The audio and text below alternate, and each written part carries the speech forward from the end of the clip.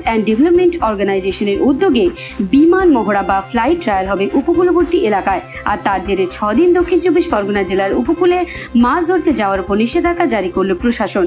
17 থেকে 19 এবং 24 থেকে 26 জুলাই এই নিয়ম বলবৎ থাকবে। এই সময়কালের মধ্যে ওই বিমান মহড়া হবে বলে জানানো হয়েছে। উল্লেখ্য, 2 মাসের ব্যান পিরিয়ড শেষে গত 15 জুন শুরু হয়েছে সমুদ্রে মাছ ধরার মরশুম। মাস ঘুরতে না ঘুরতে বিমান মহড়ার জন্য 2 দফায় 6 দিন ফের সমুদ্রে মাছ ধরার উপর নিষেধাজ্ঞা জারি করেছে জেলা মৎস্য বিভাগ। কারণ ডিআরডিওর ITR additional director of directors Shrabani Ghosh এ রাজ্যের পূর্ব মেদিনীপুর ও দক্ষিণ চব্বিশ পরগনা এবং প্রতিবেশী উড়িষ্যার কেন্দ্রাপাড়া এবং বালেশ্বরের জেলা শাসককে চিঠি পাঠিয়ে ওই বিমান মহড়ার কথা জানিয়েছেন। এরপরই দক্ষিণ চব্বিশ পরগনা সহ মৎস্য অধিকর্তা সামুদ্রিক সুরজিৎ বাগ 48টি মৎস্যজীবী সংগঠন ও প্রতিটি ব্লকের মৎস্য সম্প্রসারক ছাড়াও জেলা শাসক পুলিশ সুপারকে বিষয়টি জানিয়েছেন। চিঠিতে বলা হয়েছে ওই 6 দিন সকাল 9টা থেকে বিকেল 4টে মহড়া চলবে, তাই ওই সময় কোনোভাবেই যাতে নৌকা বা ট্রলার সমুদ্রে মাছ ধরতে না যায় এই ব্যাপারে সব পক্ষকে সতর্ক করে দেওয়া হয়েছে।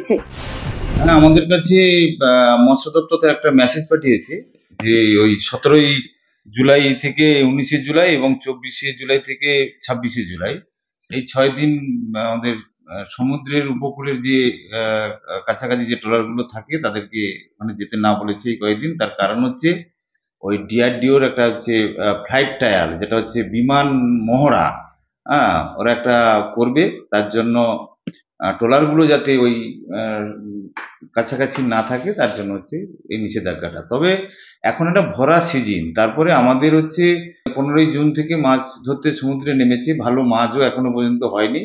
এই সবে হচ্ছে ইলিশ মাছটা দেখা দিয়েছে।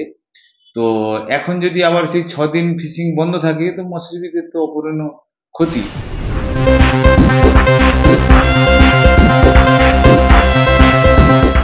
কাকদ্বীপ থেকে বিবি বাংলা নিউজ টিম।